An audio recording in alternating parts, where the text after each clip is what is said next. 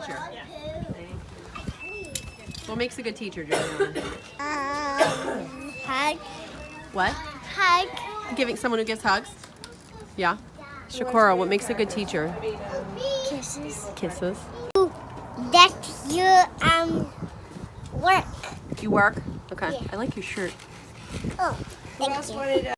So a good teacher is someone who is nice and someone who likes to be around people who want them to learn and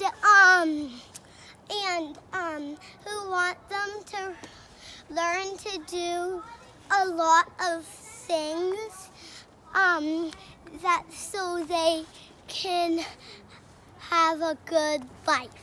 I don't really know, but I do know that. Oh, I only know what they do. Okay, what do they do? They teach and they go to different schools when they're teacher of the year.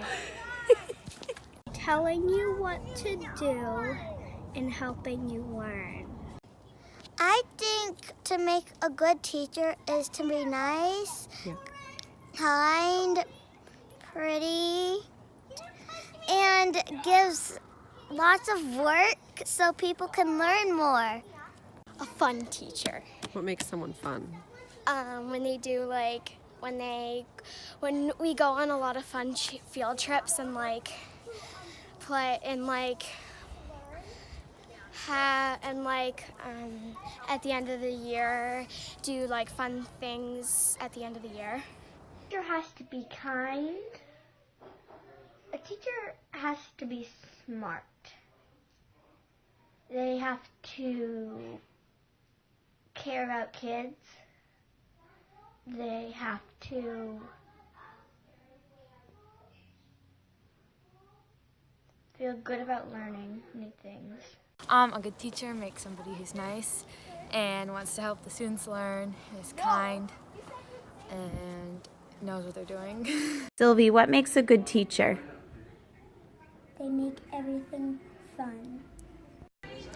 What makes a good teacher is someone who understands everyone in the class and someone that can help everyone through the whole year and help them be successful. Some qualities that I think make a good teacher include being understanding and inspiring your students to do their best. First, that they make students feel welcome and safe in their classroom, that they make students not afraid to ask questions or seek extra help, and that when they teach, students feel like they're understanding the topic, not just memorizing it until the next assessment. And finally, that they inspire the students to want to learn even more. Teacher. Oh, and that makes a good teacher.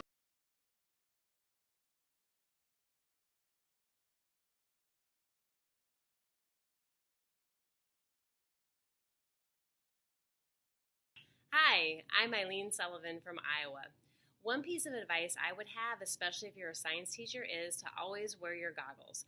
Don't get caught in an accident because you weren't prepared and safe.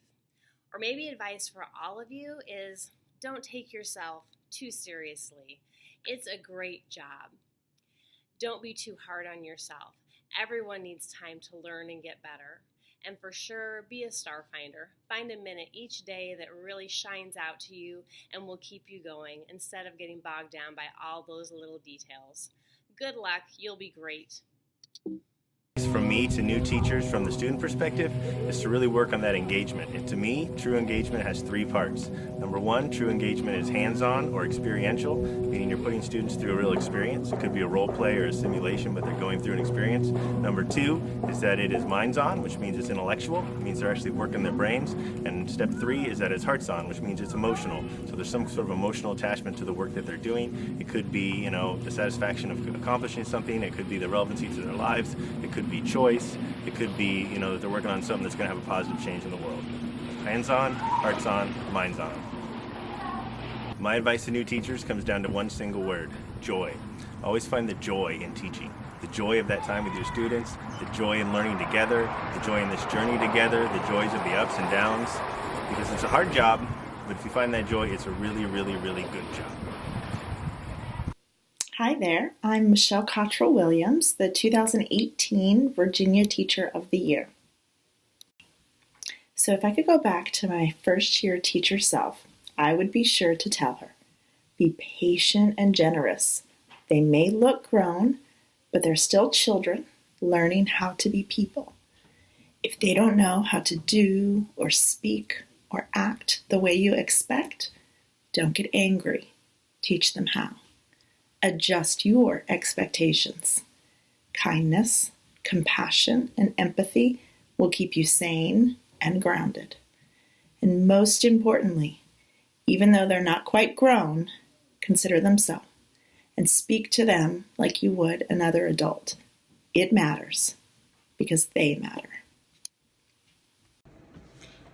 I have 3 pieces of advice for you as a new teacher. First of all, surround yourself with positive role models and coaches. A good coach in your building will always help you to find the silver lining on your most difficult day, your first year of teaching. 2, get to know every one of your students well. Over the years, the content will change, the standards will change, but you get to know your students well every year, and that should never change. Know what motivates them, know what they love to do, know what they love to eat for dinner. It will make your year so much better because it's all about relationships. And 3, smile. You are in one of the best professions on earth. My advice for new teachers is don't think that you are a bad teacher if you have one bad day. Or a bad lesson. So use that one bad day or one bad lesson as a way to get better, to become better as a teacher, to adapt and revise a lesson to make it something that is a good lesson. What makes a good teacher is someone that makes the room accessible for everyone. You don't have to go into class and move furniture every time. I worked with a teacher that always gave me modified work, gave me suggestions, was a team player, and included the educational assistant with everything, and that's really important to me and the student that the educational assistant supports.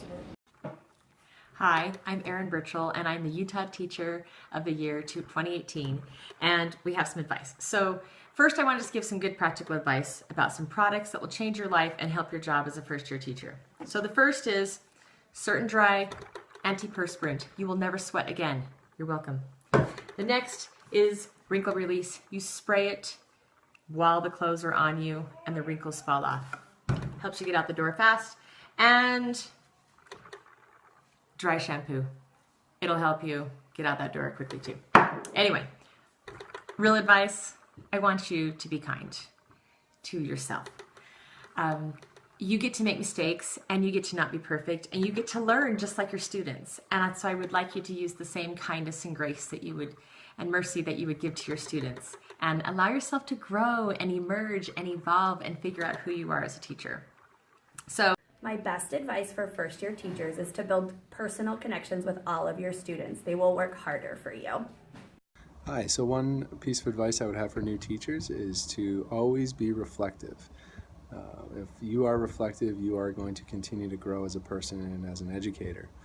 At the end of every day, I would advise writing down 3 things that you think went well and 3 things that you think need to be improved. And this could be with your own performance, with an activity or a lesson that you used in class, an interaction with a student.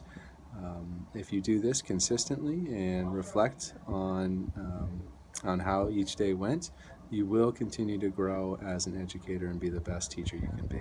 Good luck. Go. Treat the custodians and the secretaries respectfully and collegially, beginning with learning their names. Those are people in the school community who work hard, and almost everything they do can benefit you. So be nice to them. My advice for new teachers is to really get to know your students. Don't be afraid to challenge them to do more than they think they're capable of.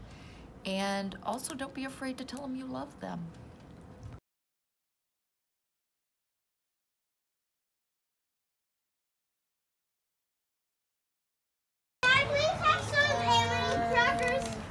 Lollipop.